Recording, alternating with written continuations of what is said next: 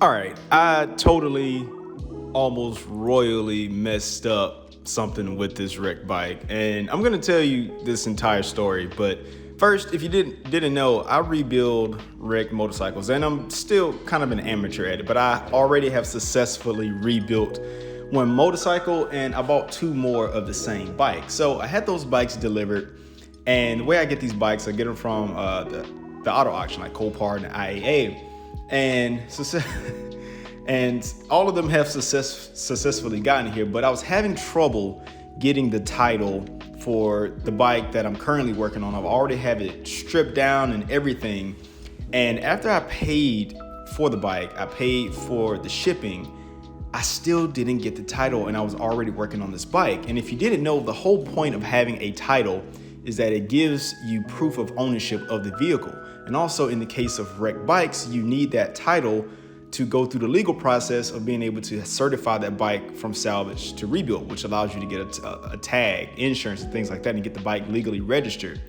Well, since I had this bike, it was going on almost a month, and I haven't gotten the title yet. But the other two bikes, after I bought those bikes, the title literally came in the mail like 2 weeks after I bought it. So it was going on a month, and I was thinking, what the heck is going on? So I would call my broker, call them, not getting nothing. Nobody would answer the phone. And I'm thinking like, dude, what the hell is going on?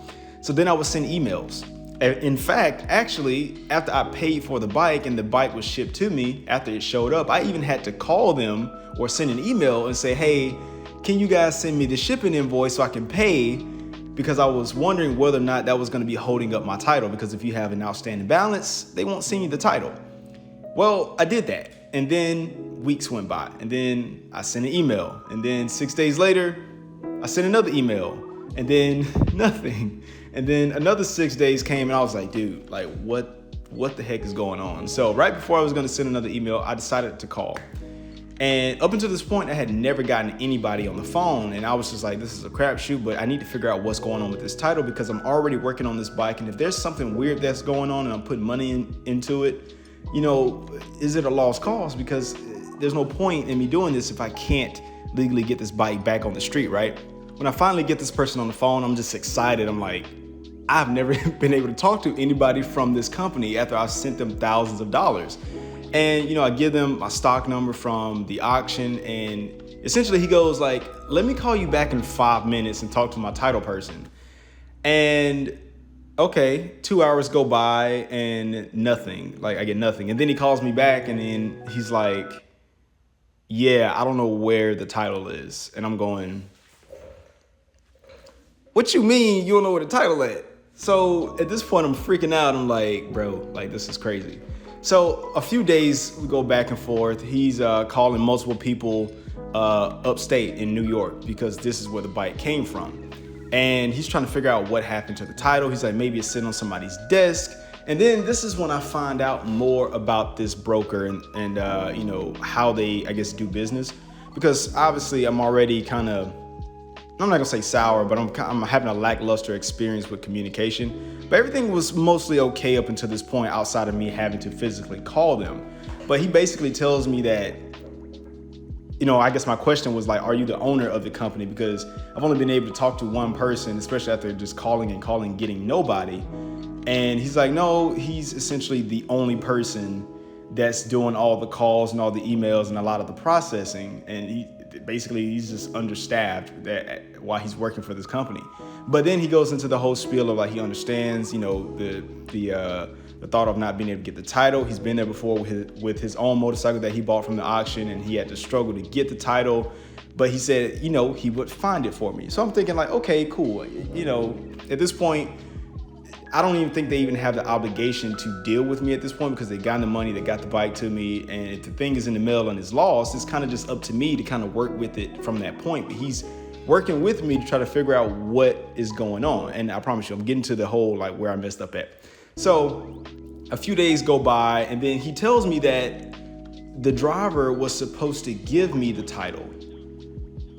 The driver was supposed to give me the title upon delivery.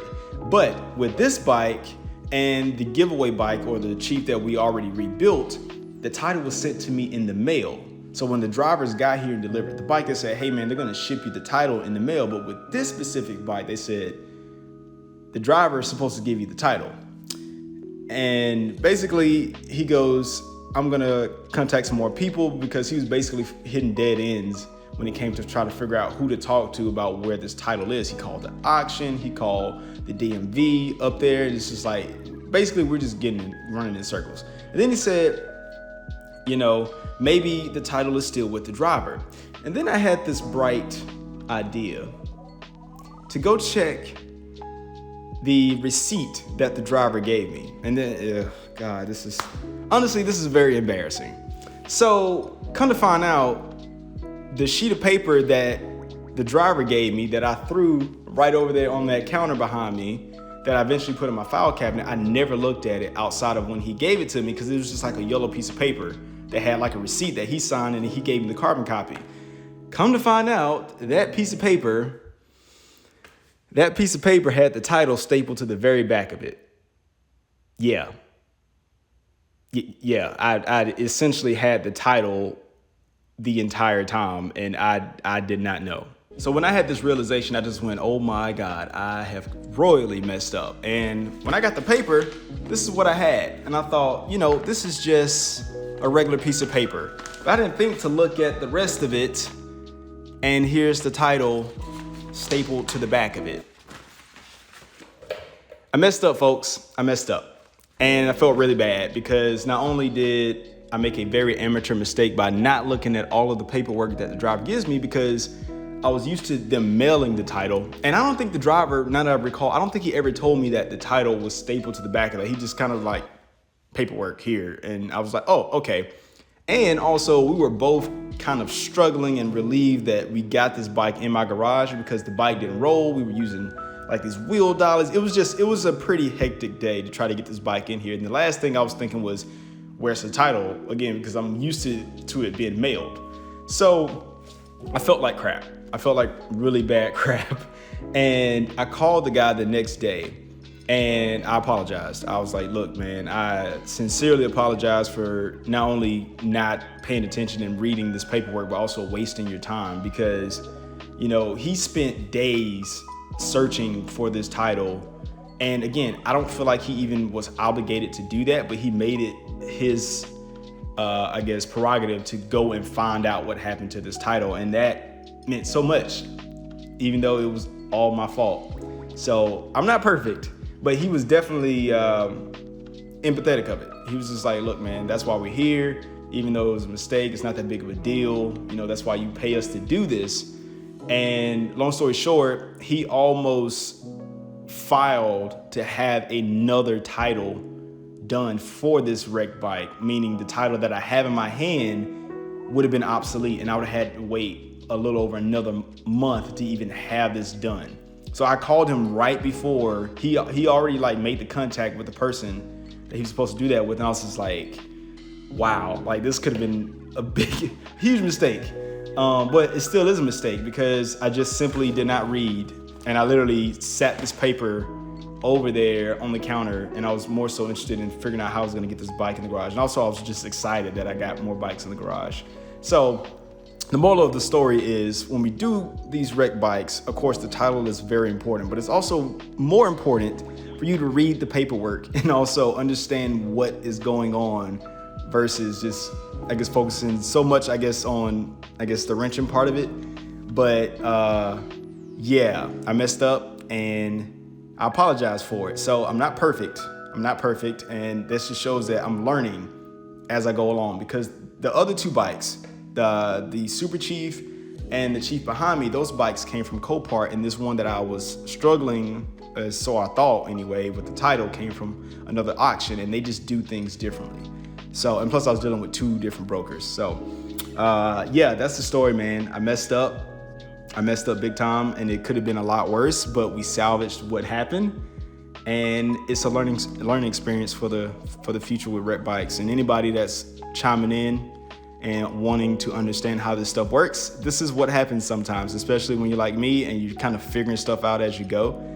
But hey, it is what it is. So either way, this bike is a process. And the other one is a process, but we know that one is already done regardless of what's going on. So if you didn't know, I'm giving that bike away. It's already done and rebuilt. You can head over to BrandonBicasso.com by clicking here. You get an entry to win that bike. And if you want to catch up on these other bikes, you can click right here and catch up right there. But as always, thanks for listening to my learning stories. And as always, if you're subscribed, I will see you in the next one. Peace.